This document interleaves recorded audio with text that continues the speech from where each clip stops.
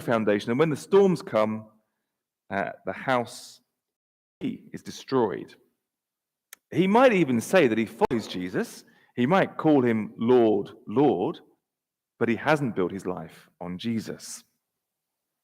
Now, on one level, the storms that Jesus talks about here are all the troubles and the bad stuff in life.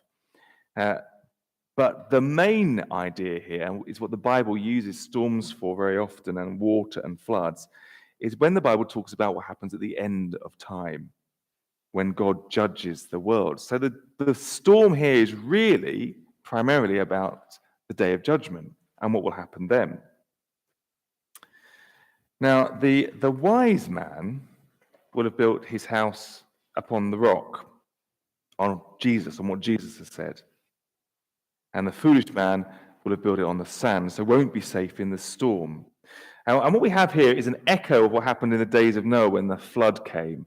And Noah was rescued from the storm that lasted for 40 days and 40 nights. He was safe because he trusted what God had said, but everybody else was destroyed. So for one person in the story, there is safety for the wise man, but for the other person in this story, there is destruction. Because this really is a story about eternal life and eternal death. And Jesus tells it because he wants everybody to be safe from that storm that is coming, from the day of judgment when it arrives.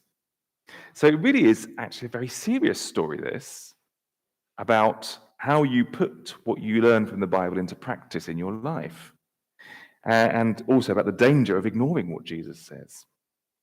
It's about whether you let being a Christian make a real difference to how you live, or whether it's just a name that you have, that you call yourself, that makes no difference at all.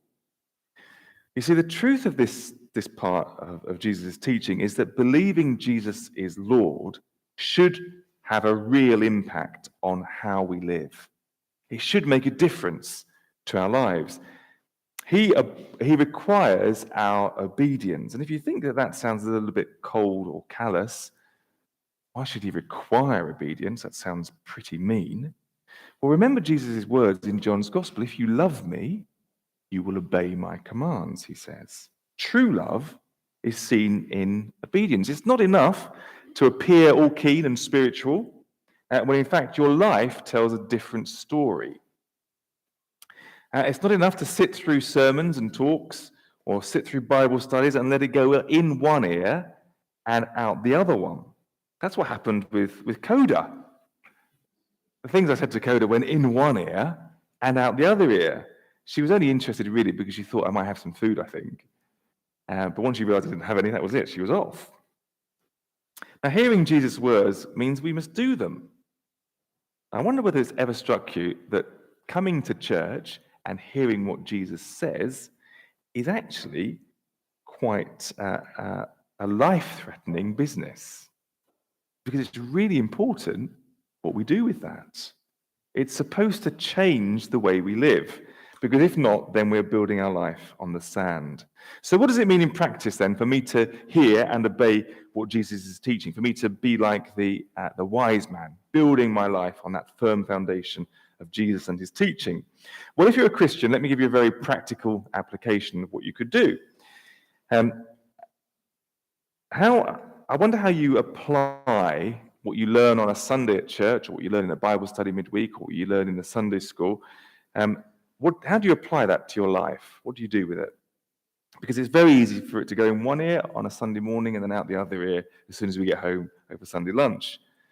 And what about getting into the habit of writing down one thing from every talk that you hear, or one thing from every Bible study that you're involved in, or one thing from every lesson or class in the Sunday school? And then praying about it and thinking about it over the next few days about how you can apply it to your life. Talk about it with your family or a friend. Maybe pin down whatever you've written to the fridge door so that it's a reminder every time you go to get out the milk of what you need to put into practice that week. Or pin it on the bathroom mirror so it's the first thing you see in the morning when you get up. Unless you try and avoid the mirror for as long as possible, like many of us do. Or if you're in the Sunday school, then talk with your mum and dad when you get home. over lunch about what you've learned that day and ask them to help you put it into practice in your life. Whatever it is, don't just be a hearer. Don't let it just go in your ear, mill around for a bit, and then come out the other ear. You need to do it, because that is what genuine faith is all about. Hearing and then doing. Biblical faith is trusting and then acting upon the words of Jesus. We obey him because he has saved us. We have been rescued from the coming storm as Christians, and we love him because he first loved us. So it's a response of love to him that means we do what he says. And the last thing we want to be is people who hear his word but don't put it into practice, because Jesus says that would simply be foolish. And if you wouldn't call yourself a Christian this morning, well, then you've heard Jesus' claim to be your Lord too today. He says he's Lord of everyone. We sang it in the first song today. So the question for you is, what will you do with what you've heard today? At least spend some time thinking about that, and maybe ask some friends who are Christians questions about what it means to follow Jesus and to do what he says. But please don't just ignore it, because Jesus says that would simply be foolish too. We're going to sing a song now that helps us to think a bit more about what we've been learning. It's Cornerstone is a song. My hope is built on nothing less than Jesus' blood and righteousness.